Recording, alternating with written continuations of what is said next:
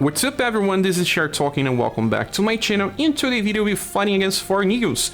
We just unlocked his node in Conquest, and this time Forneus is weak to something. Alosis was not, so that was very hard for farming Alosis in the long run. Forneus is weak to Pierce, so you can bring a full Pierce squad. Let me tell you, you don't need to bring trainees in boss fights because we will unlock more bosses that will be weak to different elements. So bring a full Pierce setup to face Forneus. I'll showcase my best strategy that can actually bring one trainee if you want here in this slot in the back. And it's focusing on 4 very powerful characters. In the front I have Global X Mikhail. He is useful because he self-heals with quadruple pierce. There is a delay, so he heals himself after being attacked. Forneus is not that strong as compared to Alosis, and we'll be debuffing him as well with Minerva. She just uses Acupuncture Plus on turn 1 and Multi-Trust on turn 3. She's very powerful for this fight. And there is also the newest version of Claudia, and I'm using Reveritory Shot. If you don't have this inheritance, just go with Heart Seeker and she will just keep using Healing Arrow after that. And then the last one is Dark. I prefer to use Stinger 2 times instead of Kaleidoscope because it deals more damage, and Paralyzing Trust is inherited from his S style and it's better than throwing knives when facing single targets. That's it, let's go. So the good thing about Acupuncture Plus is that this skill has a guarantee to debuff STR. There's no chance involved. So we will always be debuffing him. There are other characters that can use Acupuncture Plus and I'll be showcasing in different strategies. As you can see, Claudia breaks 100,000 with her Reveritory Shot. Acupuncture Plus does not do as much, but it's also being used on a slot that does not increase 50%. And the good thing now, you see, quadruple pierce, we got Forneus to 40%, 35% of his HP. We get very close of killing him on 2 turns. Depending on who you bring in the back, you'll be able to.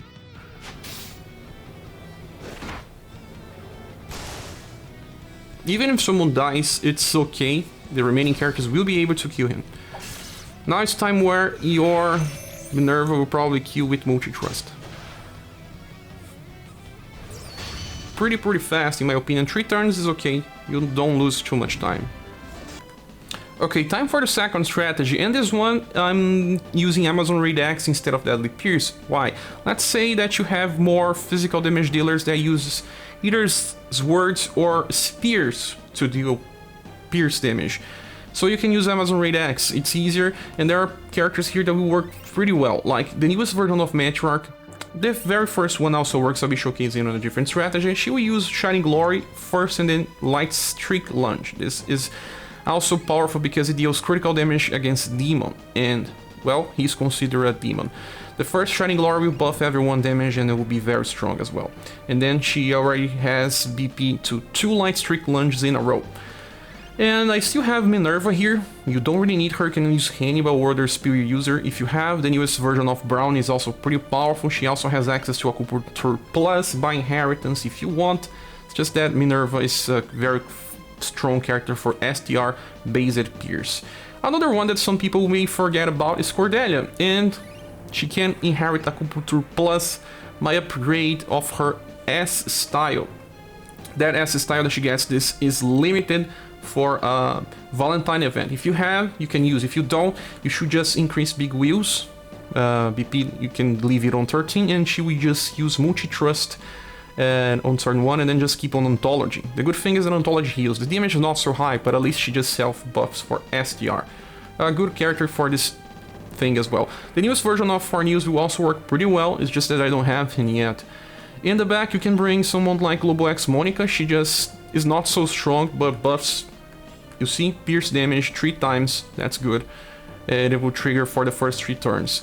And then there's another character that deals pierce damage that's not a Happier or Bow user, and that is Perfector Ocelus. You can just increase any Iosia to 11, she will just use Flash Triple Trust 2 times in a 3-turn cycle. That is good enough for training. You can place her in the front if you don't have under one here, and then bring any Bow users or Happier users in the back. Let's go.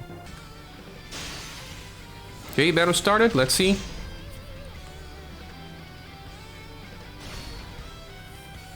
Pierce increase is just good. She could be used in a different formation, but really doesn't help too much, this Global X Monica. Good thing is that if you get critical, right from the start on a combo, the damage is higher. And also 2 Acupuncture Plus would just make Forneus deal very low damage with his physical attacks, but he also has spells, as you see here. And Perfector Asylus deal a lot of damages, and it's a surprise for me. It's been a while since I last used her.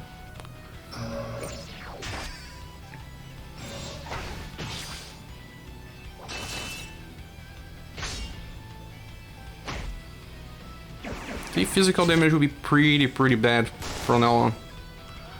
Only spell damage. And he's close to dying already on turn 3, and everyone will be able to do good damage. You can remove one and bring one trainee just fine. I suggest you remove either Teacher Cordelia or Global X Monica, or even, you know, Asylus. Very good character to use here is Matriarch. Okay, time for the last strategy. I'm using Deadly Pierce Axe again, and there are plenty of very funny things here. You can use Annie on the front, it doesn't need to be the Zany, the newest version of Annie also works. You just have to inherit Flash Triple Trust and leave that on 8.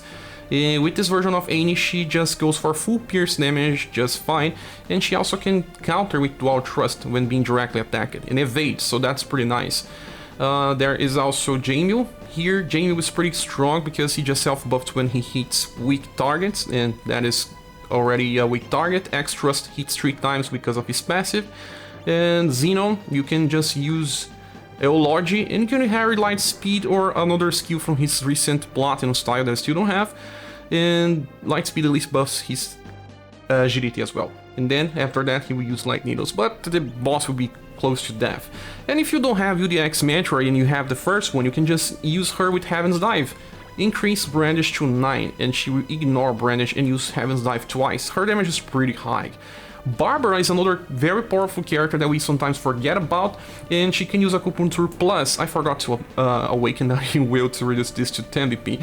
And she gets that from a normal Platinum S style, so everyone has access to this. If you still have Amplified badges and you need Acupuncture Plus for boss fights and some farming to reduce your chance of dying, you can do this with Barbara as well. So she will be my debuffer on this strategy. I just have to awaken. That is the squad. I'll awake and enter this fight. Okay, the battle started. Another good thing about Barbara is that she has a passive that has a chance to increase the damage of this squad. And I believe it just triggered. So your damage will be higher.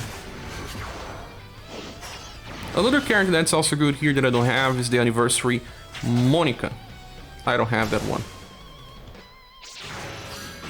Heaven's Dive will do good damage.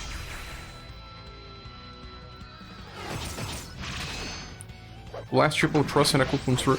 Look, this is turn 1! Yeah, Barbara, when she triggers her passive, the damage increases a lot. Jamie is dying, but you should not care too much about this. See, Light Speed Plus. Yeah, Jamie is dead. Like I said, you should not care about this. On turn 3, he will be dead. And he needs countering, like I said. This can happen.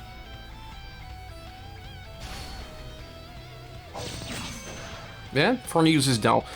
That's it, guys. I hope this can help you in this farming. And if you want to train some other styles in the future, wait for new bosses. Now it's time to train Pierce.